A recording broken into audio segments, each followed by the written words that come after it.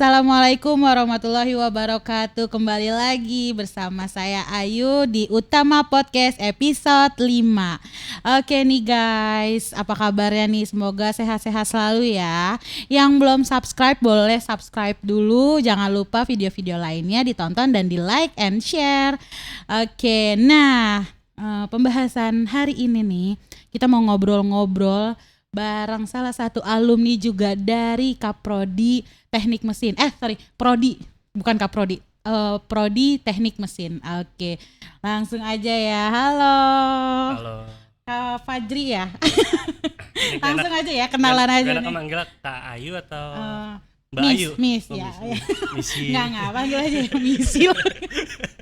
Panggil aja Kak Ayu aja ya. Oke. Siap. Nah, gimana nih? Kenalan dulu dong. Mungkin kan belum pada kenal nih. Jurusan apa nih? Nyapanya Sobat Utama. Sobat Utama. Halo Sobat Utama, kenalin gue Fajri. Gue dari Prodi Teknik Mesin, lulusan 2020. Oke, baru lulus guys 2 tahun yang lalu.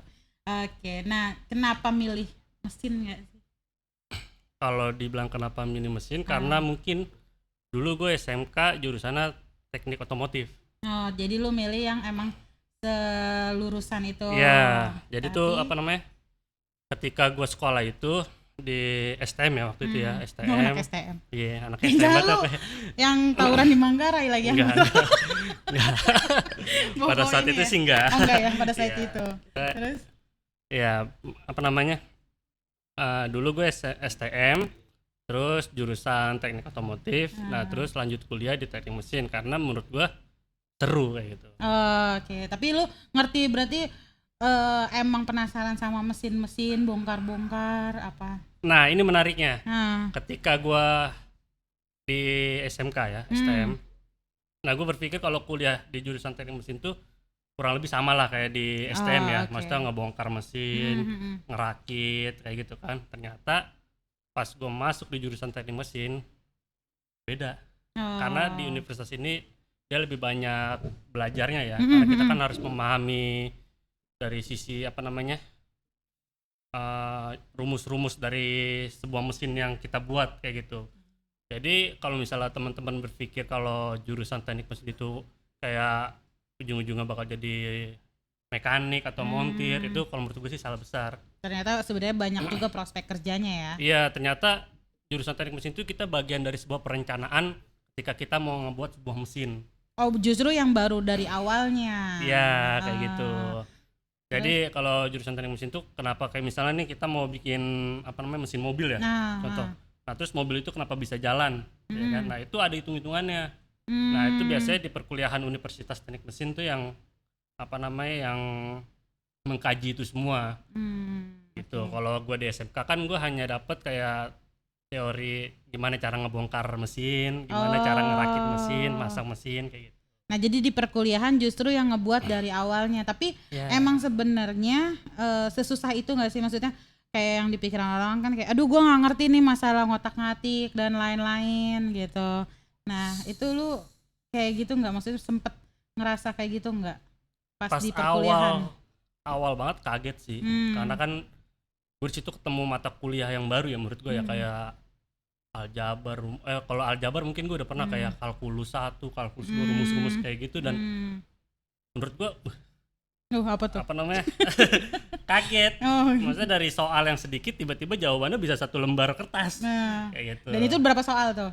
Nah, biasanya tuh kalau dosen tuh ngasih kayak apa namanya kasih tugas tuh biasanya cuma 2 soal. Nah, kan enak kan orang mikirnya, ngasih tugas cuma 2 soal. Tahu-tahu jawabannya harus 3 lembar kertas. Ya. Nah, itu kan PR juga. Emang namanya PR berarti kan? Dan kalau terkait apa namanya kalau teknik mesin kan rumus-rumus gitu kan terkait angka-angka itu kan ilmu pasti ya. Maksudnya lu salah 0,02 aja itu efeknya tuh dampaknya luar biasa dan itu salah. Nah, itu salah. Nggak bisa dibenarkan kayak gitu. Padahal tuh hampir misalnya bedanya 0,2 atau 0,3 bahkan 0,1 itu nggak ada toleransi itu benar. Kayak gitu. Jadi emang harus teliti dan harus cermat kayak gitu. Dan gimana caranya sesuai misalnya ini apa namanya standarnya ini lebarnya 6 cm ya kita ketika kita hitung apa namanya rumus-rumusnya ya kita harus mendapatkan nilai ya 6 cm. Nah, kayak gitu. Lu nih ngomongin soal di perkuliahan nih. Menurut lu maksudnya paling asik tuh kayak prakteknya kah atau teorinya kah gitu. Kalau gue sih, maksudnya kan kalau gue akuntansi apa yang mau gue praktekin kan gitu. Gue suruh ngitung juga males sebenarnya prakteknya kan. Apa gue ke warung ya? Ke warung gitu-gitu kan nggak mungkin ya. Ini jujur aja ya. Iya, gue waktu SMK gue emang suka banget sama prakteknya. Nah ekspektasi gue ketika gue kuliah itu bakal lebih banyak praktek ya. Tapi ternyata enggak. Justru banyak belajarnya. Nah dari situ gue udah mulai kayak kendor semangat gue buat kuliah. Kendor guys. Asli itu semester 1 gue berusaha kuat, semester 2 berusaha kuat sampai di situ semester 3 nggak masuk tiba-tiba. Nggak, di mana tuh IPK gue tuh bener-bener rendah gitu karena kaget lah. Karena kalau misalnya kalau praktek ya gue mungkin akan menemukan keasikan seperti gue SMK kayak gitu. Tapi ternyata ketika gue masuk universitas dan jurusan teknik mesin dan itu isinya rumus dan teori semua, nah di situ gue udah mulai gila ini nggak sesuai dengan ekspektasi gue kayak gitu. Sempat kayak gue pengen pindah jurusan gitu, enggak? Sempat pada saat itu tapi karena biaya ya. Iya. Balik lagi ya. Udah. Jadi ya udah gimana pun caranya gue harus tetap nyelesain kuliah yang gue putuskan kayak gitu. Akhirnya ngejalanin aja. Ngomong-ngomong nih, tapi menurut lu nih ya, penting gak sih IPK dalam kuliah? Kalau menurut gue ya, IPK dalam kuliah itu ya apalagi lu bisa kerja, dibilang penting, bisa dibilang enggak sih. Lu kerja kan sekarang kan. Nah itu ngaruh nggak sih IPK lu sampai ke kerjaan sekarang? Kalau menurut gue ngaruh, pasti ngaruh sih. Apakah pas lu interview kayak IPK lu berapa gitu? Itu pasti bakal ditanyain pasti kan. Pasti bakal ditanyain ngaruh. Terus kayak lu nyesel nggak dapet IPK sih? IPK lu berapa coba IPK? Gue IPK semester 1, semester 2 itu memang kecil, tapi semester 3 seterusnya yaitu gue berusaha untuk gue harus bisa kayak gitu. Pada akhirnya kan gue dapet beasiswa. Kayak gitu. Gak nyogok dosen lu ya? Enggak dong. Enggak dong. Ya IPK-nya bagus. Gitu, karena gue diminta buat gimana nih IPK-nya gue kan IPK gue pada saat itu kan di bawah 3 ya, maksudnya 2,5 apa 2,4 itu rendah ya. Iya rendah. Nah ketika saat itu ya, ayo bisa nggak sampai 3 ya, gue berusaha ada tuh. Ternyata ya, alhamdulillah ya pas semester gue ngerasain beasiswa tuh dari semester 4. Nah itu gue udah mulai IPK gue udah 3, sekian. Oh, 3,0 walaupun yang penting 3 dulu ya. IP gue sempat sampai 3,7 kan. Tapi kan IP itu kan memperbaiki IPK kan. IPK, kayak gitu. Betul. Jadi yang ngebuat apa ya, maksudnya kerjaan yang kita semangat kan justru IPK itu kan buat kedepannya ya, maksudnya buat kerja penting juga. Penting banget kalau menurut gue ya penting. Tapi maksudnya pas di dalam kerjaan tuh maksudnya ya lu pernah nggak kayak pas interview kerja terus kayak ngerasa minder di IPK gue cuma segini nih gitu. Lulus udah coba terakhir pas IPK lulus dengan IPK berapa? Gue lulus IPK dengan 3,2 sekian. 2, sekian. Terus pernah ngerasa 3,2 ya, 3,2. Berarti lu sempat kayak ya gue minder nih gitu atau sempat kayak gitu nggak sih atau enggak lah gue punya kemampuan ini kok. Gue lebih kayak kegergetan sama diri gue sendiri sih. Kenapa? Karena gue yakin gue pasti bisa lebih dari itu. Kayak gitu. Bahkan gue bisa lebih dari 3,5, 3,7 kumlot lah ya bahasanya kayak gitu. Tapi ya lagi-lagi karena gue kesalahan gue di semester 1, semester 2 karena kaget ya. Dan di situ gue udah mulai kendor, gue baru mulai nemuin titik semangat itu semester 3. Ya udah pada akhirnya semester 3 sampai seterusnya itu IPK gue yang tinggi-tinggi itu ya menutupi dari semester 1, semester 2. Nah, lu kayak gitu. Terus lu kan kaget tuh ya. Maksudnya kayak mahasiswa yang mungkin dulu sempat jadi anak STM kan ya. Nah, lu tipe yang ambis banget enggak sih? Maksudnya kayak apa cuman tapi kelihatannya dia nyantai ya. Maksudnya kayak ya udahlah gitu. Sampai akhirnya lu memutuskan kayak gue semester 3 harus fokus nih. Kalau gue kan dulu kan ya udah gue flat gitu kan. Maksudnya ya udah gue menjalani dengan baik gitu sampai lulus sampai ya udah yang penting gue mengasah skill gue gitu kan. Nah, kalau lu tuh yang emang wah ini beda banget bodo amat gitu atau yang ambis. Tipe ambis berarti kan kalau lu kan kayak semester 1, semester 2 kan drop, akhirnya semester 3 gimana nih gitu. Karena ya apa namanya? Kalau lu dari STM kan. Ya, kalau dibilang ambis ya ambis sih asal ada inginnya kayak gitu. Nah itu kan gue mengacu IPK, ngejar IPK tinggi itu kan karena ya target beasiswa kan minimal IPK itu 3 kayak gitu ya. Pada akhirnya ya gue ambisi. Jadi ambisi karena emang dapat beasiswa juga ya. Kalau itu semester 4 dicabut lagi. Iya kalau misalnya gue nggak bisa mempertahankan IPK gue dicabut. Soalnya kan syarat beasiswa itu kan pada saat itu salah satunya itu IPK 3 minimal. IPK minimal ya. Ya, itu udah berarti prestasi di beasiswa prestasi di kampus atau iya, gimana? itu PPA. Oh PPA, Iya. apa tuh? Akademik lah, prestasi Akademik lah ya. Oh gitu. Oke. Nah, cuman nih kalau dari hobi lu mesin juga apa gimana? Hobi gua sih olahraga ya. Olahraga. Lu futsal. Iya. Gua kira karena dia anak STM, hobinya gini-giniin. Dulu gesper. suka modif motor. Oh, anak racing ya. Iya. Kurang lebih seperti itulah. Nongkrongnya di Setu lagi. Kau tahu ya? Pernah lihat saya? Iya, saya yang jualan tuh di sana. Nah, itu modif motor. Ya. Bisa dijawab nggak? Saya emang sebelumnya dari SMP ya. SMP suka modifikasi motor, suka jadi anak-anak bocah yang suka ikut-ikutan lah di bengkel-bengkel kayak gitu. Apa jangan-jangan dulu sempet lu nggak berpikir udah gue nggak usah kuliah deh gitu? Enggak. Sempet berpikir. Soalnya kan gue jeda setahun ya dari lulus kuliah kayak gitu. Dan jeda setahun itu gue kerja. Sebelumnya gue diminta buat kuliah di luar karena sama orang tua, tapi gue nggak mau kabur karena menurut gue tuh pusing apa? Belajar. Lu kabur tuh maksudnya kuliah di luar tuh di mana? Supaya gue nggak di Jogja. Oh di Jogja. Gue kira di luar mana kan? Bisa aja luar angkasa. Planet. Ternyata di luar ini Jakarta. Kalau di luar angkasa. Luar Jakarta guys maksudnya. Nah terus akhirnya lu kabur. Akhirnya gue kabur. Nah, gue sadarnya tuh ketika gue kerja, kalau gue terus-terusan kerja kayak gue waktu itu kerja di restoran ya. Maksudnya pada saat itu ya lumayan ketat lah restoran, masih tegas kayak gitu. Nah kalau gue terus-terusan kerja kayak gini ya gue kapan majunya kalau dari ngandalin ijazah SMK kayak gitu. Pada akhirnya ya gue berpikir ternyata apa yang kata orang tua gue ya bener juga. Maksudnya pendidikan penting itu juga. Ya pendidikan itu ya harus diraih semaksimal mungkin kayak gitu. Maksudnya nggak ada ukuran umurnya kayak gitu. Bahkan sampai tua pun kita masih terus disuruh belajar ya kan kayak gitu. Iya benar. Jadi ketika gue kerja waktu itu dapat sekitar 6 bulan lah, sekitar 6 bulanan setelah duit udah terkumpul ya pada akhirnya ya gue mutusin buat keluar kerja dan gue mau kuliah kayak gitu. Dan gue bilang orang tua gue kayak gitu. Itu pakai duit gue sendiri. Oh, itu berarti lu kuliah awal-awal tuh pakai duit lu sendiri. Pakai duit gue sendiri. Awalnya bangga ya kan pakai duit sendiri. Terus? Kuliah daftar teknik mesin, jurusan yang gue suka. Taunya pelajaran kayak gitu. Minta bayarin. Kaget. Lama kaget ya kan. Kuliah udah males-malesan. Duit lama-lama tipis. Bayaran kuliah jalan terus. Nah di situ tuh muter otak kayak gitu. Terus akhirnya. Tapi ya seru sih pada akhirnya. Ya kayak gue nyari informasi terkait beasiswa kayak gitu kan. Terus sama gue nyari part-timean buat gimana caranya gue kuliah biar kata beasiswa ya gue tetap bisa jajan lah kayak gitu. Intinya pada saat itu sih gue pengen gimana caranya gue kuliah pakai uang pribadi kayak gitu. Karena kan gue waktu itu pernah menolak mentah-mentah apa kata orang tua gue, dan gue nggak mau kayak tiba-tiba gue ngemis buat kuliah padahal saat itu gue nolak mentah-mentah ya gitu. Jadi sempat nyesel ya lu ya sempat nyesel sih pengen kuliah gitu ya. Nah terus balik lagi nih, lu kan dulu suka ngotak-ngatik mesin, anak STM lah ya ibaratnya. STM banget STM abis guys. STM blood.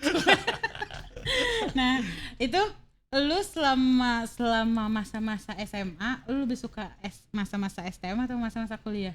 Lu kan udah lulus nih, udah 2 tahun, berarti udah ada perbedaannya dong.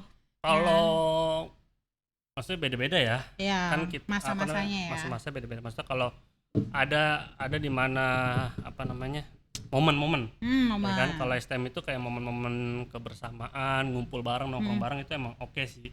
Karena kan laki semua, lucu semua lah orangnya ya kan. Oh semuanya laki tuh berarti? Karena laki nggak ya ada kan sama lucu. sekali nggak ada cewek? Nggak ada. Oh iya. Iya laki tapi semua. Jadi kalau ngeliat cewek tuh udah wak-wakan.